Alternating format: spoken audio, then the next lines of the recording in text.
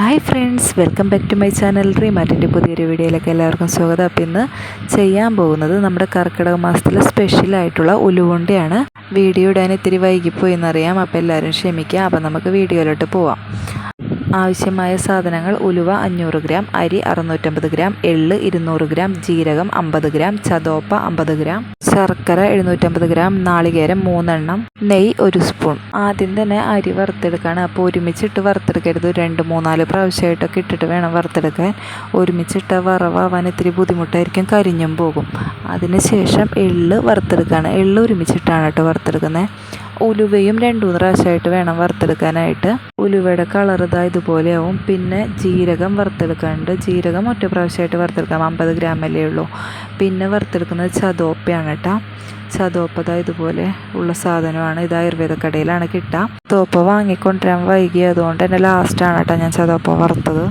ഇതുപോലെ എല്ലാം വറുത്തെടുത്തുണ്ട്. അരി, എള്ള്, ഉലുവ, ജീരകം. ചതോപ്പ അവസാനം വറുത്തതുകൊണ്ടാണ് ഇതിൽ കാണിക്കാത്തത്. ലാസ്റ്റ് ചതോപ്പ പൊടിക്കണതൊക്കെ കാണിക്കുന്നുണ്ട് കേട്ടോ.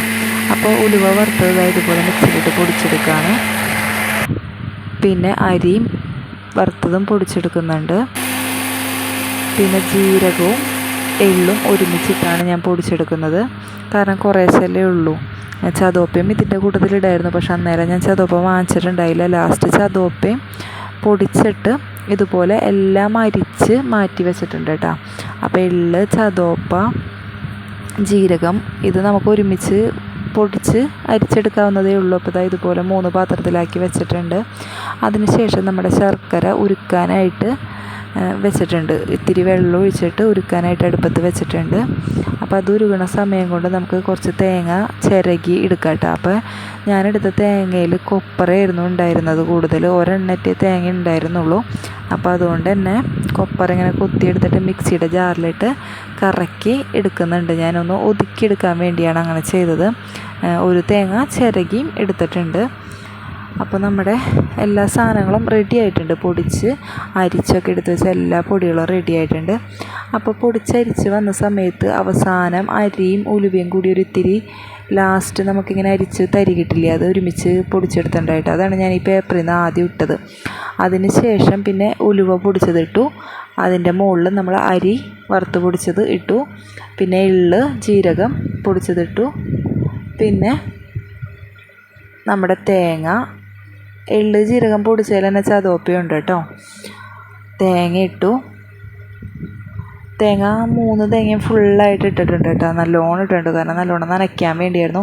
അപ്പോൾ ഒരുപാട് കയ്പ്പാവാതിരിക്കാൻ വേണ്ടിയാണ് അരി ഇത്തിരി കൂടുതൽ എടുക്കണത്. അരിയും എള്ളും കൂടുതൽ എടുക്കണത് ഒരുപാട് കയ്പ്പാവാതിരിക്കാനാണ്. ഉലുവ കയ്പ്പാണല്ലോ, അതുപോലെ നമ്മൾ 1 സ്പൂൺ നെയ്യ് കയ്യിൽ പറ്റിയിട്ട് ഇതുപോലെ നന്നായിട്ടൊന്ന് കൂട്ടി തിരുമ്മി എടുക്കുകയാണ് ആദ്യം ചെയ്യുന്നത്. കാരണം ശർക്കര ഇട്ടാൽ പെട്ടെന്ന് കൈ കൊണ്ട് എടുക്കാൻ പറ്റത്തില്ല, ചൂടാണല്ലോ ശർക്കര ഉരുക്കിയെടുത്തത്. അതുകൊണ്ടാണ് കൈ കൊണ്ട് ആദ്യം ഒന്ന് മിക്സ് ചെയ്ത് എടുക്കുന്നത്. 2 കൈ കൊണ്ട് നന്നായിട്ടൊന്ന് തേങ്ങയും പൊടികളെല്ലാം കൂടി മിക്സ് ചെയ്തെടുത്തിട്ട് നമ്മളിങ്ങനെ ശർക്കര ഒഴിച്ച് സ്പൂൺ വെച്ച് വേഗം ഇത് നല്ല സ്പീഡിൽ തന്നെ ചെയ്യണം. ഒരു സ്ഥലത്ത് തന്നെ ശർക്കര ഒഴിക്കരുത്, കട്ട പിടിക്കാനുള്ള സാധ്യതയുണ്ട്.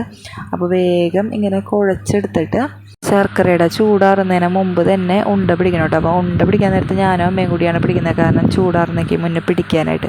ഇത് വീഡിയോയിൽ കാണുന്ന പോലെ പെട്ടെന്ന് കഴിയുന്ന പണിയൊന്നുമല്ല, സ്പീഡ് കൂട്ടിയിട്ടിട്ടാണ് ഇങ്ങനെ കഴിയുന്നത്. കുറച്ചധികം പണിയുണ്ട്, വറുത്ത് പൊടിച്ചരിച്ചെടുക്കാൻ തന്നെ നല്ല പണിയുണ്ട്. അപ്പോൾ ഒരു ഡേ തന്നെ വേണ്ടി വരും കേട്ടോ. എനിക്ക് കിടാങ്ങളൊക്കെ ഉണ്ടായതിൻ്റെ പേരിലാണ് ഒരു ഡേ വേണ്ടി വന്നത്. നിങ്ങൾക്ക് ചിലപ്പോൾ അത്രയും വേണ്ടി വരില്ല. അപ്പോൾ ഒരുപാട് ഉണ്ടാക്കിയിട്ടുണ്ടായിരുന്നു. ഇത്രയും ഫോട്ടോയിൽ കാണിച്ചതാണ്. അത്യാവശ്യം നല്ല വലിപ്പമുള്ള ഉണ്ടകൾ ഒരു ചെപ്പ് നിറയെ ഉണ്ടാക്കിയിട്ടുണ്ടായിരുന്നു.